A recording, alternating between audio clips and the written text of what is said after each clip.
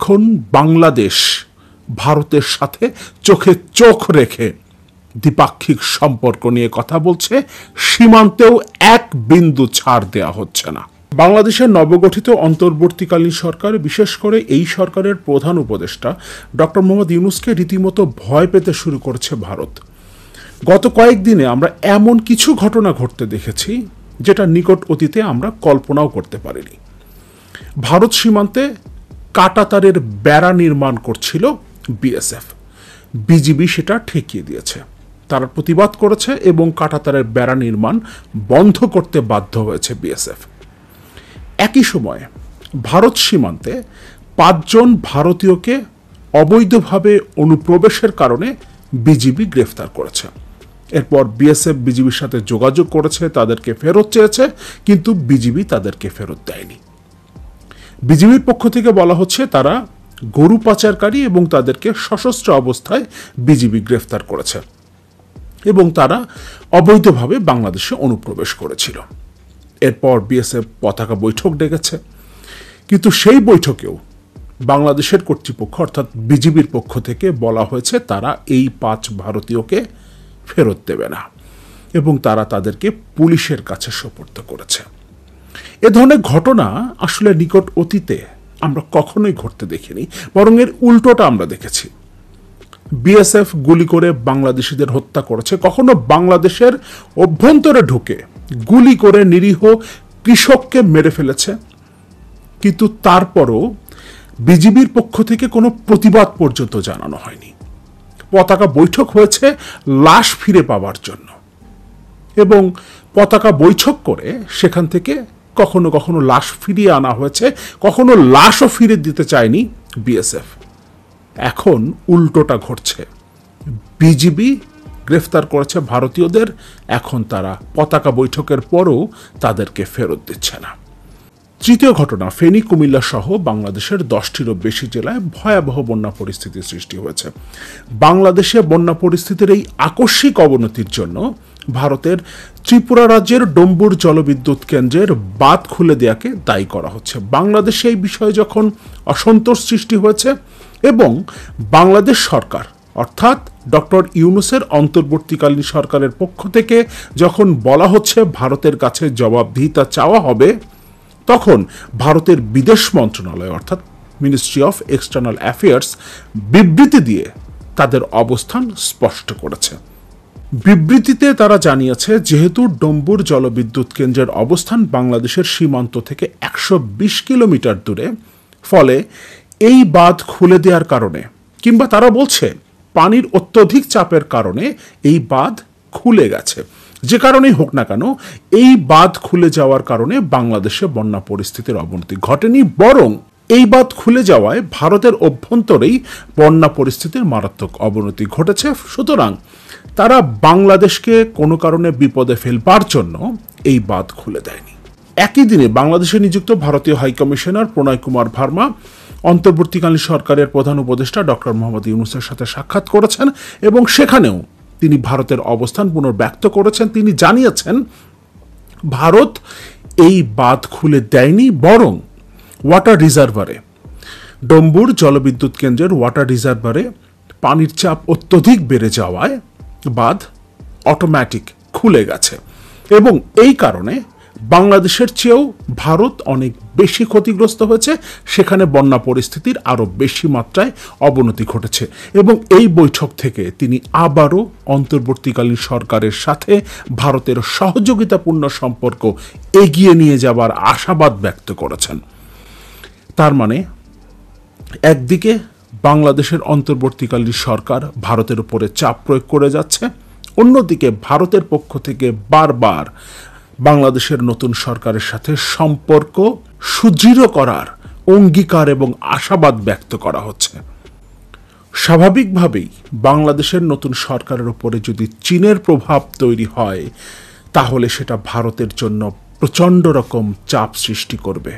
আর এই আশঙ্কা থেকেই বাংলাদেশের নতুন সরকার যতই চাপ দিক না কেন ভারতের উপরে, ভারতের পক্ষ থেকে বারবার এই সরকারের সাথে সম্পর্ক সুদৃঢ় করার আশাবাদের কথা বলা হচ্ছে।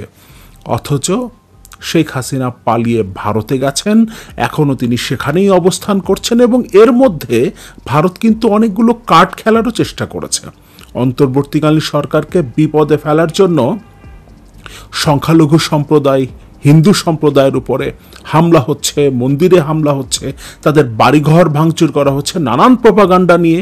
কিন্তু এটা করে তারা খুব একটা সুবিধা করতে পারেনি এবং তারা এখন নিশ্চয়ই বুঝতে পারছে আওয়ামী লীগকে কিংবা শেখ হাসিনাকে সমর্থন দিয়ে ভারতের আর কোনো কিছুই পাবার নেই। সুতরাং নতুন সরকারের সাথেই তাদেরকে সম্পর্ক এস্টাবলিশ করতে হবে এবং সেই চেষ্টাটা তারা করছে।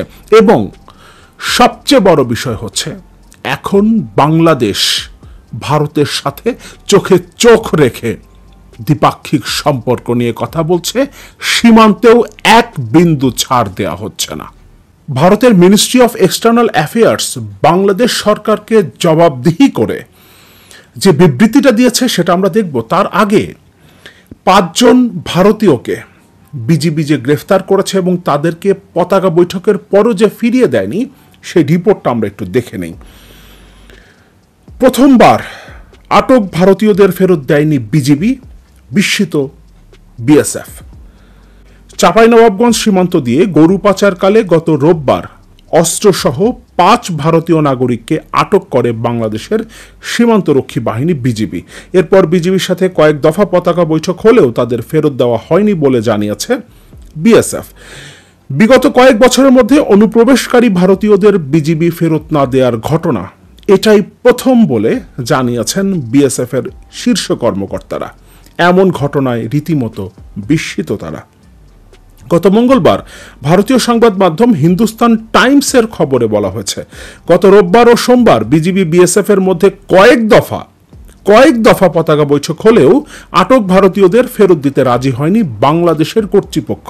বিএসএফ এর একজন জ্যেষ্ঠ কর্মকর্তার দাবি, গত 17 আগস্ট রাতে মালদার নদী সীমান্ত দিয়ে বাংলাদেশে পাচার করা গবাদি পশু উদ্ধারের জন্য 2 নৌকায় 5 জনকে ভাড়া করেছিলেন 115 ব্যাটালিয়নের বিএসএফ সদস্যরা। এ সময় একটি নৌকায় যান্ত্রিক ত্রুটি দেখা দিলে সেটি স্রোতের টানে ভেসে যায়। সেটিকে টেনে আনার চেষ্টা করেছিল দ্বিতীয় নৌকা, কিন্তু প্রবল স্রোতের কারণে উভয় নৌকাই অসাবধানতাবশত বাংলাদেশের জলসীমায় প্রবেশ করে। সেখানে এই 5 জনকে আটক করে বাংলাদেশের বর্ডার গার্ড বিজিবি।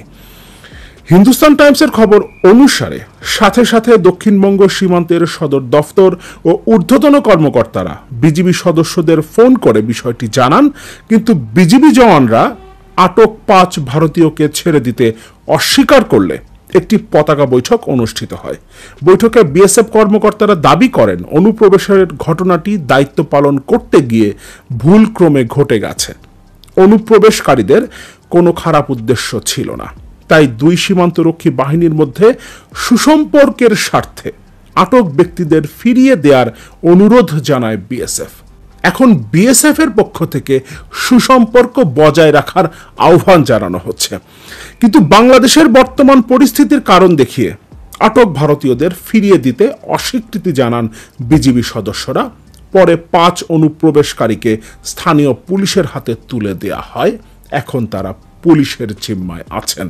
ডেইলি স্টারের একটা রিপোর্টে বলছে, হারিপাড়া সীমান্তে বিএসএফ এর কাঁটাতারের বেড়া নির্মাণ আটকে দিল বিজিবি এবং এ ব্যাপারেও বিজিবি বিএসএফ এর পতাকা বৈঠক হয়েছে, কিন্তু বিজিবির পক্ষ থেকে জানিয়ে দেওয়া হয়েছে কাঁটাতারের বেড়া নির্মাণ করা যাবে না। অর্থাৎ বাংলাদেশের কর্তৃপক্ষ, বিজিবি কর্তৃপক্ষ তাদের অবস্থানে অটল ছিল।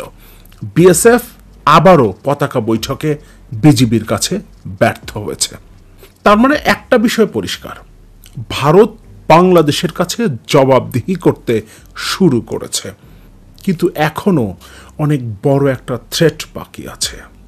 গতকাল একটা ভিডিওতে আমি এই কথাগুলো বলছিলাম, আপনারা অনেকেই হয়তো সেই ভিডিওটা দেখেননি, তাই ভিডিওর ওই অংশটা আমি আজকের এই ভিডিওতে যুক্ত করে দেব। কারণ বাংলাদেশের অভ্যন্তরে পুলিশ থেকে শুরু করে অন্যান্য আইন শৃঙ্খলা রক্ষাকারী বাহিনী, প্রশাসন, ইমিগ্রেশন কিংবা গোয়েন্দা সংস্থাতেও আওয়ামী লীগ এবং শেখ হাসিনার আস্থাভাজন লোকেরা ঘাপটি মেরে বসে আছে। এবং তারা যে কোনো সময়ই বাংলাদেশের বর্তমান অন্তর্বর্তীকালীন সরকারকে চাপে ফেলার চেষ্টা করতে পারে, এবং এই থ্রেটটা এখনো রয়ে গেছে।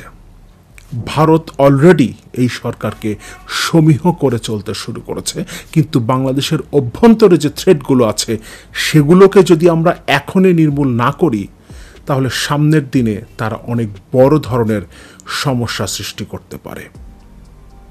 গত 20 আগস্ট ভারতের ministry of earth sciences press বিজ্ঞপ্তির মাধ্যমে বাংলাদেশ সহ ভারতের বেশ কিছু অংশ, কেরালা, ত্রিপুরা সহ বেশ কিছু অংশে অতিরিক্ত বৃষ্টিপাত এবং বন্যার আশঙ্কা জানিয়ে সতর্ক বার্তা দিয়েছিল। কিন্তু বাংলাদেশের দুর্যোগ ব্যবস্থাপনা এবং ত্রাণ মন্ত্রণালয় সে ব্যাপারে কি কোনো ব্যবস্থা নিয়েছিল? হ্যাঁ, অবশ্যই সরকার দায়িত্ব এড়াতে পারে না, কিন্তু আমাদের মাথায় রাখতে হবে অন্তর্বর্তীকালীন সরকার দায়িত্ব নিয়েছে 20 দিনও হয়নি, এবং প্রশাসনে যে কর্মকর্তারা আছেন তারা আওয়ামী লীগের সময়ে আওয়ামী লীগের অত্যন্ত আস্থাভাজন হিসেবে পরিচিত ছিলেন বলেই সেই জায়গাগুলোতে বসেছেন। দুর্যোগ ব্যবস্থাপনার দায়িত্বে থাকা উপদেষ্টাকে কি দায়িত্বশীল কর্মকর্তারা ভারতের এই সতর্ক বার্তার কথা জানিয়েছিলেন? ভারত বরাবরই বাংলাদেশকে শোষণ করেছে। নতুন সরকারকে বিপদে ফেলবার জন্য তারা নানান তালবাহানা করছে, কিন্তু ভারতীয় ষড়যন্ত্রের চেয়েও বাংলাদেশে প্রশাসনে ঘাপটি মেরে থাকা আওয়ামী লীগের আস্থাভাজন কর্মকর্তাদের আইডেন্টিফাই করাটা অত্যন্ত জরুরি। ৭১ টিভির শাকিল আহমেদ এবং ফারজানা রূপা গতকাল বিমানবন্দর থেকে আটক হয়েছেন। এখন তারা রিমান্ডে আছেন। হ্যাঁ, তাদের সাথে বাংলাদেশের আকস্মিক এই বন্যা পরিস্থিতির কোনো সম্পর্ক নেই, কিন্তু তারা বিমানবন্দরে যে কয়েকটা স্টেপ পার হতে পেরেছিলেন, তো ডিবি তাদেরকে আটক করার আগ পর্যন্ত তারা যতগুলো স্টেপ পার হতে পেরেছিলেন সেটার সাথে বাংলাদেশে প্রশাসনে, পুলিশ এবং অন্যান্য আইন শৃঙ্খলা রক্ষাকারী বাহিনী, এমনকি গোয়েন্দা সংস্থায় আওয়ামী লীগের ঘাপটি মেরে থাকা দালালদের একটা সম্পর্ক আছে। আমরা রিপোর্টের একটা ছোট্ট অংশ দেখব। শাকিল আহমেদ ও ফারজানা রূপা স্বামী স্ত্রী। বিমানবন্দর সূত্রে জানা যায়, গতকাল সকালে টার্কিশ এয়ারলাইন্সের একটি উড়োজাহাজে ইস্তাম্বুল হয়ে ফ্রান্সের রাজধানী প্যারিসে যাওয়ার উদ্দেশ্যে বিমানবন্দরে গিয়েছিলেন শাকিল ও ফারজানা। এ সময় সঙ্গে তাদের মেয়ে ছিল। একাধিক গোয়েন্দা সংস্থা ও ইমিগ্রেশন কর্তৃপক্ষের অনুমতিও পান। তারা একাধিক গোয়েন্দা সংস্থা ও ইমিগ্রেশন কর্তৃপক্ষের অনুমতিও পান। এক পর্যায়ে ডিবির একটি দল বিমানবন্দরে গিয়ে জানায় শাকিল এবং ফারজানার বিরুদ্ধে মামলা আছে, সুতরাং তারা বিদেশে যেতে পারবেন না। পরবর্তীতে তাদেরকে জিজ্ঞাসাবাদের জন্য নিয়ে যায়, এরপর তাদেরকে ডিবি কার্যালয়ে নিয়ে যাওয়া হয়, সেখান থেকে আদালতে হাজির করা হয়েছে। এখন তারা রিমান্ডে আছেন, কিন্তু তারা ইমিগ্রেশন এবং বেশ কয়েকটা গোয়েন্দা সংস্থার গ্রিন সিগন্যাল নিয়েই বিমানবন্দরে পৌঁছেছিলেন। তার মানে এখনো প্রশাসনের মধ্যে আওয়ামী লীগের আস্থাভাজন কর্মকর্তারা ঘাপটি মেরে বসে আছে। এবং 20 আগস্ট ভারতের ministry of earth sciences press বিজ্ঞপ্তির মাধ্যমে বাংলাদেশকে সতর্কবার্তা দিলেও কেন বাংলাদেশ সরকার কোনো ধরনের ব্যবস্থা নিল না, কোনো ধরনের সতর্কবার্তা ওই এলাকায় পৌঁছে দেয়া হলো না, সেটা নিয়ে যথেষ্ট প্রশ্ন করা যায়।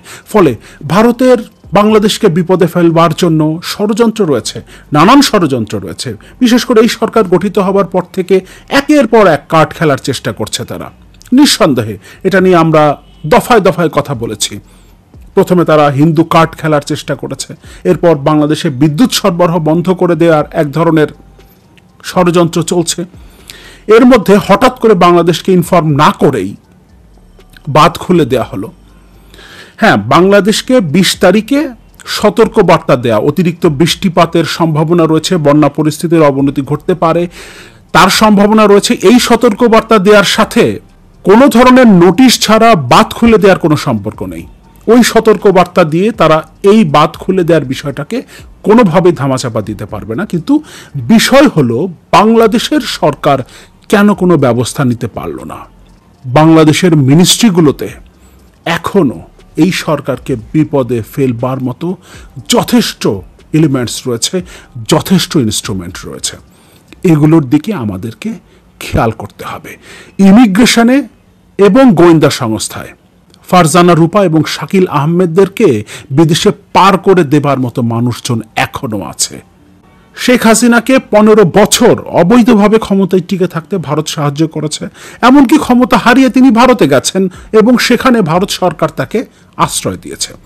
ফলে ভারতের প্রতি বিরূপ মনোভাব আমাদের রয়েছে।